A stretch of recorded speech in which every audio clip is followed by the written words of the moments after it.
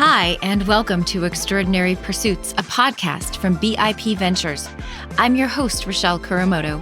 Join me each week for masterclasses and conversations about the skills and experiences that matter most to startups in the innovation economy. You will hear from subject matter experts and founders. We're here to inspire, inform, and occasionally even entertain you. Let's get started.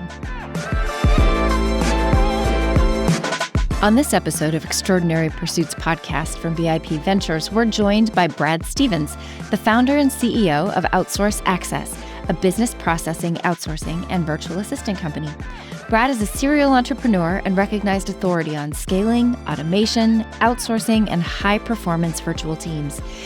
This episode dives into the topic of virtual assistants, what they are, how to know if your business could benefit from using one, and how to make the most of the strategic investment.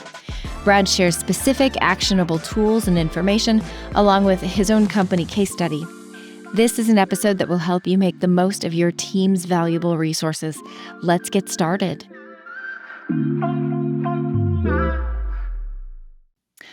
Hi, and welcome to Extraordinary Pursuits, a podcast from BIP Ventures. Today, I am delighted to host a longtime friend of mine, Brad Stevens.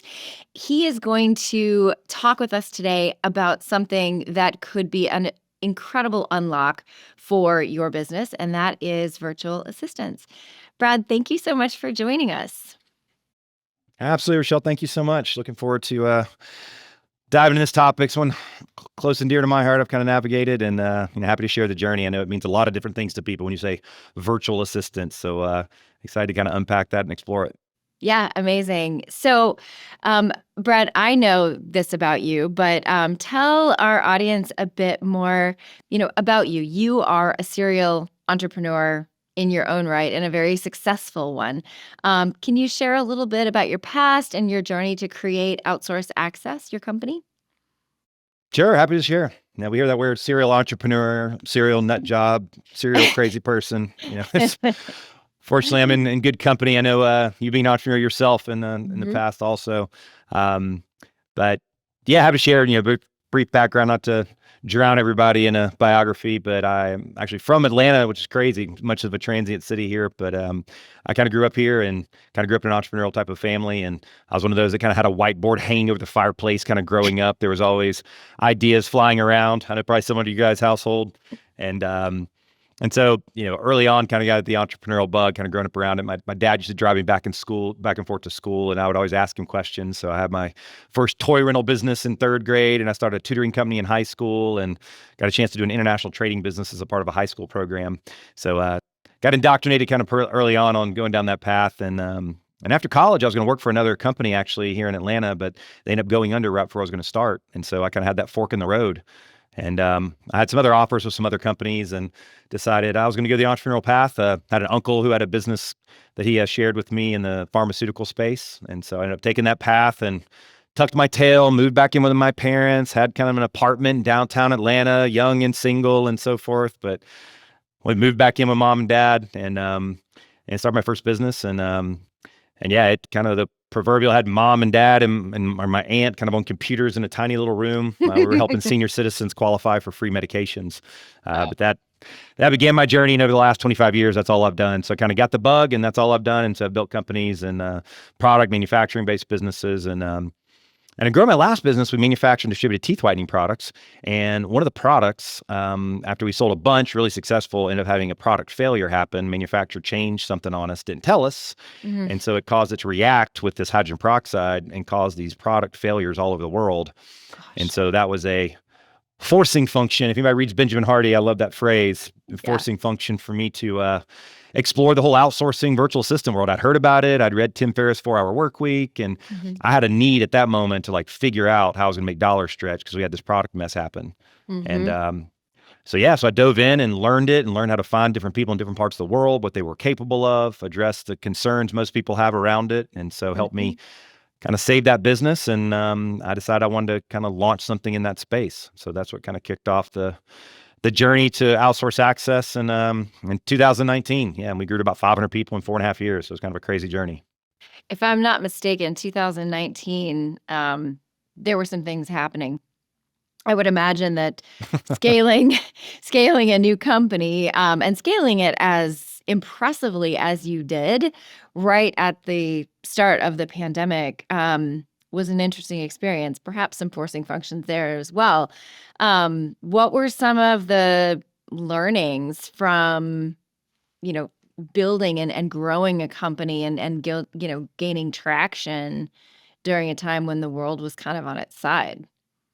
Yeah, I mean, everybody's got their COVID journeys, and Sure. I mean, I'm fortunate to have an opportunity that did well during that journey. But yeah, I mean, it was 2019, and I had between my last business and starting Outsource Access, I had first just gone down the path of just educating about this, right? Sharing, and I got a chance to speak for a ton of organizations. I spoke for, I don't know, 300 organizations on redefining how you scale using offshore talent and so forth. And I would do a lot of speaking engagements and consulting and just educate people on this whole journey of how it worked and how you found people. And I would just refer them to companies I'd found. And it was actually my EO forum, entrepreneurs organization, a lot of people know part of, and our intersection there. Kept saying, Brad, you talk about this stuff all the time. Why don't you just launch, an outsourcing company already? We're you're telling everybody about it. So Tribute to EO, been a part of, kind of helped kick off that journey. And so it was 2019. And to lead to some of the challenges I navigated, I had a kind of a fortunate, we were on our forum retreat, and it was actually, we'd actually launched in 2019, and we were on retreat, I think in February in Costa Rica. And I remember I did a presentation. I'm like, guys, do you think this COVID thing is real? Because I was about to sign on a 150 person office space in the Philippines, a physical office space like everybody else had done. When you Right. launch an offshoring, you have everybody in a traditional office and so forth. And like, this thing looks kind of real. So I held off, thank goodness. And so it forced us to be able to build a distributed workforce in the Philippines when a lot of other companies, had not done that model, and how to build a culture and infrastructure, kind of around it. So Mhm. out of the gates, we built a distributed, model, and that helped us be more successful than a lot of our counterparts that were struggling because everybody had to be, in an office. Mhm. Mhm. But at building a business during a pandemic and in remote, it's funny. We implemented EOS, Entrepreneurial Operating System, in our business, and we'd hired a facilitator in the Philippines to help us. And one of the things she had us do was reread Good to Great. Old Jim Collins, the old staple, right? I was like, Yep. man, like I read that like 20 years ago, and he's talking about Circuit City, and like they went out to like, and the first time I read it was a young entrepreneur that didn't have a high growth business and so forth. But I remember we were driving. My wife lives up in Michigan during COVID. We were having to drive back and forth, and I remember listening to it. I'm like, this is the most timeless, like these are the ants. Like if you can just follow these little timeless fundamentals. Yeah. And then I just went deep in all his 7 books, and I found on his website, a lot of people don't realize if you go to jimcollins.com and you click on concepts, Oh, it's amazing. he has it all tight in this one framework called the map. If you take nothing else from this podcast, anybody that's heard about it, go to jimcollins.com, click on concepts, and he ties it all his concepts from 7 books, and he does a 20-minute talk on it into disciplined people, disciplined thought, and disciplined action. And Yep. all his key famous things, the flywheel, the hedgehog concept, and all of that. And to be honest, Rochelle, that ended up being a lot of my guiding principles during COVID of what helped us navigate some of the challenges. And his first thing is first who, then what, right? And then level 5 leadership. And so, it was really focusing on getting the right type of people and the right leaders in our organization. Because if you can get that part right, in my earlier self, in my 20s, it's like, go for the person that's a little less expensive. And yeah, go for the 7 or 8. It's okay. They're a little cheaper and so forth. You don't realize my 45-year-old self is like, that 7 that you just hired, and instead of the 9 or the 10, is going to cost you 10x more than you would have paid to get that 8 or 9. So I'd say that was one of the big initial lessons, was just out of the gates, focus on high performing leaders, pay a little bit more for them. It will save you all the strife. The 7s in our life, whether it's friends, family, and so forth, they tend to consume a lot of your energy and sanity. Go ahead and bump up to the 9s and 10s, out of the gate. Yeah. Yeah. Well, so I want to touch on a couple of things. Particularly, I want to call attention to your high standards, because I think that that's a really important thing to keep in mind as we have this conversation about virtual assistants, because I think, there may be a misunderstanding in some cases that these are sort of gap fillers, which is incredibly untrue. So, I would love for you to pause for a moment and, you know, educate us, just like you educated others as you've been speaking, what exactly is a virtual assistant? And in that context, let's think about the Jim Collins, nines and tens. Like, what makes a good virtual assistant? Sure. And a lot of it going down this path is I had to deal with what I call DFCs, like doubt, fears, and concerns of like, when you say virtual assistant, you say offshore, you say Philippines, like if I could say, look at the word cloud that pops above people's heads when those words come out, like Yeah. it's all different word clouds. It's competency, language, Right. time zone, security, and so forth. Right. And so, it's, and when you say virtual assistant, a lot of people think low level kind of skill set. Maybe they can kind of book my travel for me, do some admin level tasks. And so when I built Outsource Access, it was specifically what my experience was in my last company is finding people that could integrate and work side by side as integrated staff, like working with our employees.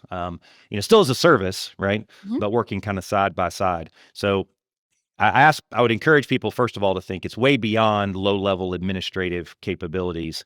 We've got people, we're in 75 different industries. We're doing customer service, operations, marketing, sales, and it's really kind of two buckets, right? It's like clients or companies that want to get things off of their plate and things that they're not getting to due to time, money, or knowledge constraints. Mhm. And when you ask companies those two questions, and we have a whole exercise we kind of do around that, Mhm. it unpacks all of these different constraints and challenges they're kind of, navigating. And so you end up finding someone, and to your point, how do you find a good, competent individual? Mhm. For some reason, people think that when they hire overseas, like it's different than when they do locally, right? It's kind of like in Tim Ferriss, like 4 Hour Work Week. It's kind of this perception of there's these magical people in another land that just kind of are born and know how to kind of do all your work for you. It's about finding people that are fast learners, good communicators, and can take feedback. And so our whole model from the beginning, we go through a couple thousand applicants a month, is, we do IQ testing, emotional intelligence testing, predictive index evaluation, strengths finders. We do all the things that some companies do and don't do in the US when they're evaluating talent to find people that, again, are fast learners, good communicators, and can take feedback, because that's a lot of what they're doing is they're integrating into a business. They're either having to absorb certain functions and tasks from someone, or they're having to help figure out a new framework or process to support them. So it's really, virtual assistant is the language we still use, at least initially, because people can connect with that concept. But Mhm. it's really an offshore integrated staff person that is doing way more than just low-level admin tasks, but doing everything from CRM administration to lead qualification to, and we had one VA the other day that researched and did all the API integrations for Salesforce and all of their internal sales, all of their internal like software platforms. So it's, think beyond kind of low-level admin. There's a whole range beyond what they're capable of doing. Yeah, that's really amazing. So I could imagine, if I'm sitting here as a member of a startup leadership team and I'm thinking about being resource constrained looks like a lot of things. It looks like I don't have the right people to do all the things that need to be done. I don't have the time to do all the things that need to be done. But it's also, I don't have the dollars to do all the things that need to be done.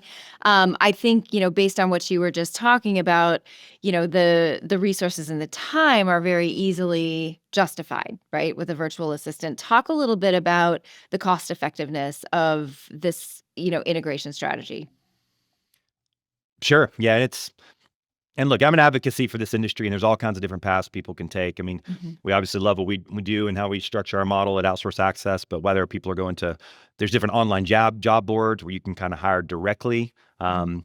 to kind of full service operations. And I'll kind of share those different ranges so people that are listening kind of know their different options as they can kind of go down. Yeah. Um, but to your point first, for someone to evaluate appropriately why they should go down this or how they assign a dollar value to it, and going back to that kind of that 2 question exercise that I mentioned, Mhm. um, is a lot of people and founders, a lot of times in businesses, and I was talking to one the other day actually, are so in the weeds and so nonstop they don't take time to kind of come up for breath and really realize, okay, where should I be allocating my time to deliver the most value for the organization, right? And so in that 2 question exercise of what are you doing that's not the best use of your time, but how many hours per month are you spending on it? That's the next part of that most Uh-huh. people, a lot of people say, well, get the stuff off your plate. That's not a good use of your time. Well, a lot of people, well, I do that. That doesn't take much time. And oh, I do that. That doesn't take much. But if you really put a pencil to it, right? And I've seen this over and over again where it's like, Brad, I actually put a pencil to it. I spend 6.5 hours a month, like doing nothing but following up on, prior, sales inquiries. I spend 3.5 hours a month doing nothing but updating the CRM. So by the time they take the stuff that they don't think is the best use of their time and put the hours to it, that's when you really start seeing, man, I'm spending 17 hours a month. If I could take that 17 hours and I go look at what am I selling is worth $20,000 a year at a gross margin of 30%, that's $6,000. If I could incrementally sell one more, I could pay for a VA for 3 months, right? So what am I doing that I'm not getting to? But then that second question of what do I want to be doing that I can't get to due to time, money, or knowledge constraints? So it's the stuff off your plate, but it's, man, we ought to be doing a lot more LinkedIn outreach. We ought to be getting testimonial videos on our website. I ought to be, data scraping trade shows and conferences that I should go to, right? You make that whole list. And when you take those two together, it creates like a tremendous runway of like constraint points of like, these are all the things that got to be removed for you to kind of focus on the, on the growth side. Yeah. So that's kind of the initial, as far as assigning value of where and how. Now, the path you go down, you can go on online job boards, right? And you can hire people directly out of Latin America, Philippines, and so forth for as little as $400, $500, $600, a month, depending on the skill sets. And I'll share a bunch of resources for people who want to go down that path, like things I would recommend that you kind of filter for. Because when you hire people directly, they're not a part of a company. So it's really important you build a connection and a relationship with them so that they don't disappear. Because a lot of times they're looking at different job boards and then somebody else can pay them another $1 more per hour. Then you put all that time and effort and they disappear. So if you do direct, it's important you build that connection and relationship all the way up to, companies like ours, we charge anywhere from $2,000 to $2,500 a month for a dedicated full-time resource, but that comes with a full manager, an account strategist, and a process documentation, and so forth. So it can be a range of anywhere from 500, 600, 700 up to a couple thousand. But any of those has a substantial ROI when you look at those first two questions, typically, of what you're trying to accomplish. Yeah. So just to recap for the folks who are listening, we'll put this in the show notes, but, grab your pencil, and the 2-question assessment is, what are you doing that you shouldn't be, and how many hours per month are you spending? And what should you be doing, but you aren't due to constraints? Due to time, money, or knowledge constraints. Time, money, or knowledge constraints. Okay. And if you're by yourself, do it. But if you've got a small team, we actually did this with one of the BIP firms at one point, and sent it, and the CEO sent it. And I said, look, I know this sounds super simple. I said, but just trust me, copy and paste these 2 questions and send it to all of your staff. Give them a week and have them come back with their answers. And they came back with like 97 things. And the startup CEO is like, Jane, you've been with us for like 3 years. Why did you never tell me this? Well, you never really asked me. Never asked, yeah. And they proceeded to spend 4 hours. And if you never outsource a thing, never get a virtual assistant, that exercise will unpack a set of constraints that you maybe didn't realize that were there.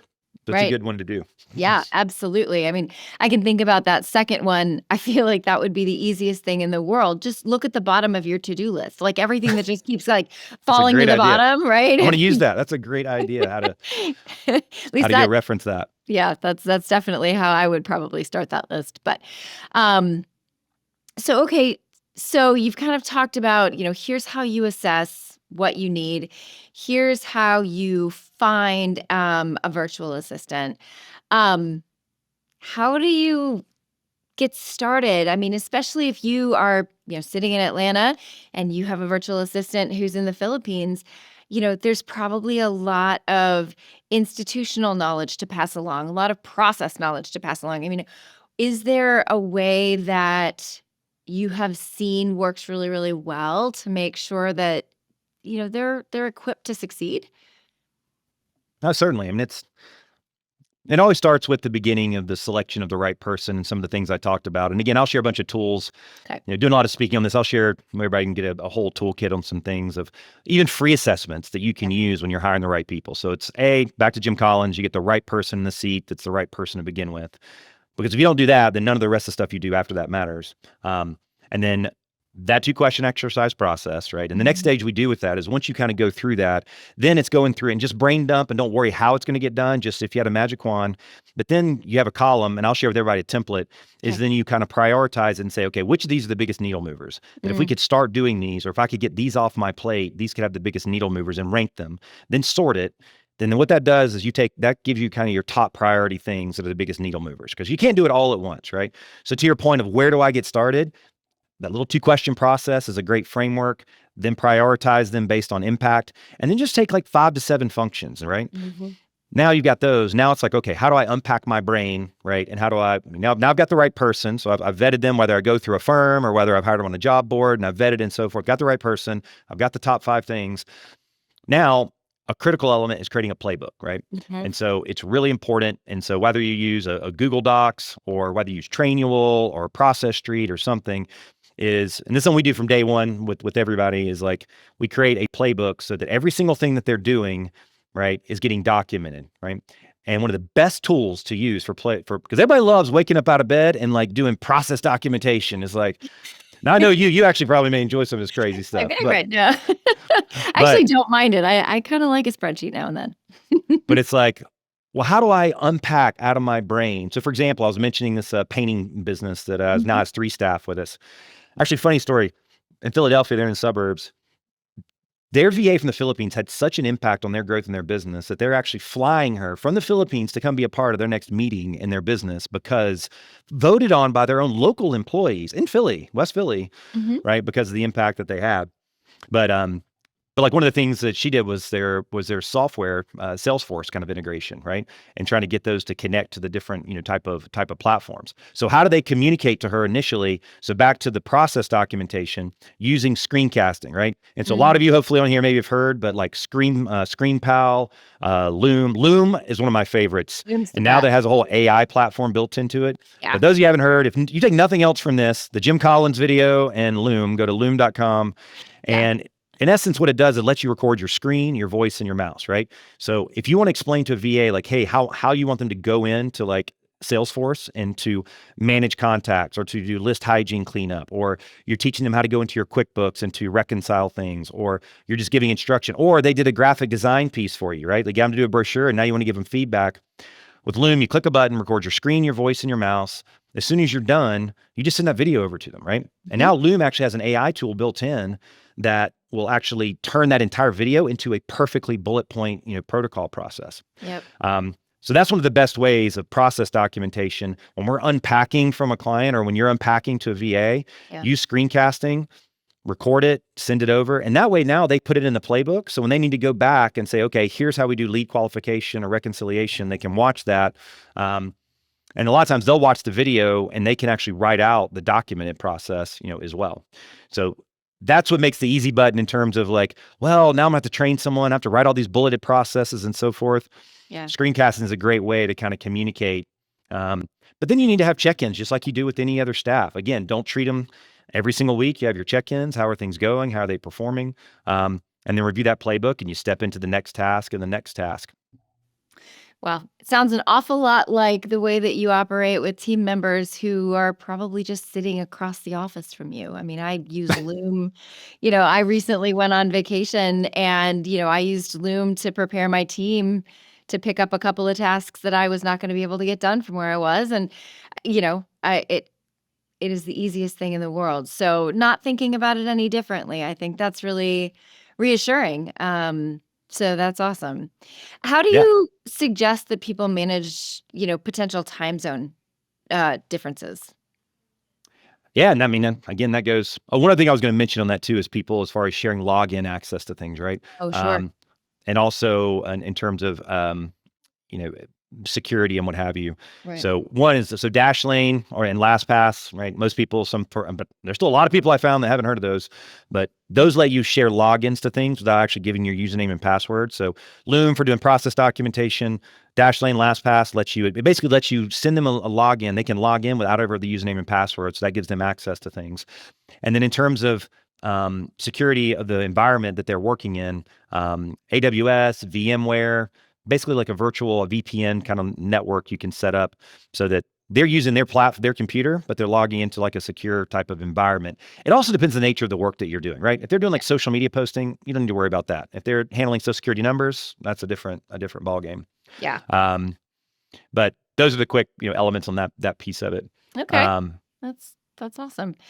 So we're talking a lot about technology. Let's go ahead and pull the elephant out of the corner and invite them to the conversation. AI is impacting everything, including a lot of assisting with operational tasks. Are you seeing any trends in terms of adoption or how, AI is impacting virtual assistants? Sure. No, it's all the rage in terms of. I just went to a big. We're doing a lot of work in the franchising space with a bunch of franchise type of clients, and you walk down the exhibitor aisle, and it's like everybody like obligatory puts AI on everything. Like it's just now it's AI everything in terms of how they operate. Right. And to finish your question, I've lost my train of thought. Last one, as far as time zones, doing screencasting is the number one way that you deal with time zones. And a lot of times when it's your evening, it's their morning, right? So like my personal VA, I haven't talked to in the live conversation in a year. Like all we do is like screen pal. But my early morning is her evening. So if you need to do live chat, like we're able to do that. But then otherwise we use screencasting kind of a lot of the time. But as far as AI goes, it's interesting. It's kind of like how the virtual assistant world was when I first started speaking and educating on it, right? It's like people know that it exists, but then it's like, how do I actually use it? And there is a new AI tool coming out every single second that has created such noise, right, in the marketplace. A lot of people there's a website called chiefmartech.com where they put the logos of every single marketing technology tool on one single graphic, right? And I showed this in my slides when I speak on it. And it went from like 4,000 in 2016 to like 15,000 in 2024, right? So there's just nonstop. Yeah. So what we do is we find there's a great blend of both the human side and like we train all of our staff now standard on ChatGPT, right? On the key fundamentals. There's always new ones. So we always have an innovation lab, back to Jim Collins, bullets before cannonballs, right? Yep. Always testing kind of the new ones before you kind of integrate it into the business. Yep. But there's no doubt. I mean, when it comes to voice, I tell you, the pure voice outsourcing companies that did nothing but like phone centers. I mean, one of them, their stock, one of the big ones went from $400 a share down to $70 because AI has changed voice overnight, right? Yeah. In terms of how good people can do voice. But when you look at your typical small to medium business owner that's still grappling with all these different moving parts of their business, lead generation, qualification, customer service, and so forth, there's AI tools that are plugging into different parts of it, but there's still a human element to bring it together, to administer it, to feed it, to oversee it. And it's actually a role that we're kind of finding ourselves asked to do, is be the administrator of the AI tools and functions, right? Like AI can do this, that, and the other, but if you don't have someone managing, overseeing it, coordinating it, kind of it doesn't matter. So I think it's going to be a blend. At some point, I'll be able to wake up in 10 years and like AI will brush my teeth. It'll deliver like 1,000 qualified leads into my inbox without even thinking about it. But at this point, there's still a big, heavy element of both the human and the AI tools together. It's kind of 1 + 1 = 4. Yeah, no, I think that is exactly the answer I expected. So that's great. As we sort of wrap up, I would love for you to just drop some knowledge. What is your best piece of advice for a, fast growing, scaling company that's thinking about adding a virtual assistant in 2025? Well, I mean, as you've heard, I could advocate all day long on the value prop of why you want to get things off your plate and to scale. And going back to myself again, being an entrepreneur now for 25 years. But I'll speak to that. If I'm speaking to somebody that's kind of starting, a couple things I would share is, first, there's a book I read called when it comes to the people side, right? Called Necessary Endings. And if I could have built a muscle earlier on in my 20s of being able to be okay with transitioning of people, because if you're a fast growth business, I'm speaking more entrepreneur in terms of leadership as well, is going through the staff and the people, is knowing when it's okay that someone has hit their ceiling and you've got to transition to that next person, right? And I know a lot of people struggle with, and they allow way too long for people to stay in roles that they shouldn't. And it leads to a lot of challenge. And so there's a book called Necessary Endings that was recommended to my YPO forum mate. And it just gave me such a piece of how to think about making that transition of leadership. Because that's one of the biggest challenges from fast growth startups is just they don't make those changes. They said the people that got you to 3 million is different than 3 to 10 and kind of beyond. And then be intentional about the relationships that you have and be hyper intentional about building your relationship ecosystem. Kenji and I actually talked a lot about this, and using a tool like Clay or Dex is that as startup founders and so forth, it's amazing. And there's a book by Dan Sullivan, Benjamin Hardy called Who Not How, right? And at this stage, there's usually a who in your ecosystem, not a how. And with Clay, it's a platform that you can suck in your LinkedIn contacts, your cell phone, and your email, and put your entire relationship ecosystem into one place and let you search it with AI. So be super intentional about your relationships. Somebody you play golf with or you meet, as far as supporting your kind of business growth is critical. But as it relates to virtual assistants, right, it just comes back to valuing your time. The old classic book, The E-Myth, right? It's being in the business or out of the business and moving down the path of getting someone to support you so you can live in your genius zone is where your highest and best use is. And it's where you're the happiest too, right? Yeah. You're miserable in that spot that isn't your genius zone. And so a VA is just one of a part of the equation to kind of help people in that, in that path. That's amazing. Well, thank you so much for all of this, Brad. Where can people learn a little bit more about the company and about you? Sure. Outsourceaccess.com. You go there and more videos than you could ever want to watch, and hearing me talk. And a big part of this whole journey is taking people into the world of the Philippines and address all the perceptions that they have. So, invite you to go to our website and get tons of great content and videos, and got a bunch of some webinars with educational case studies just to share more education around this whole world. You can find me on Facebook, Brad Stevens, LinkedIn. Not Brad Stevens, the Celtics coach or former Celtics coach. That's the one I compete with on Google. Is everybody's Brad Stevens, the former. But yeah, LinkedIn, very active there. As you can imagine, I have 2 VAs that nothing but manage my LinkedIn account and posting content there in our website. But I'd love to connect and answer questions and support. I love advancing just the knowledge about this industry in general. Amazing. Thank you so much, Brad. Yeah, my pleasure. Absolutely. Thanks so much for tuning in to Extraordinary Pursuits. If you enjoyed what you heard, please like and share the show. It helps others to find us. Now, let's go build the future of the innovation economy.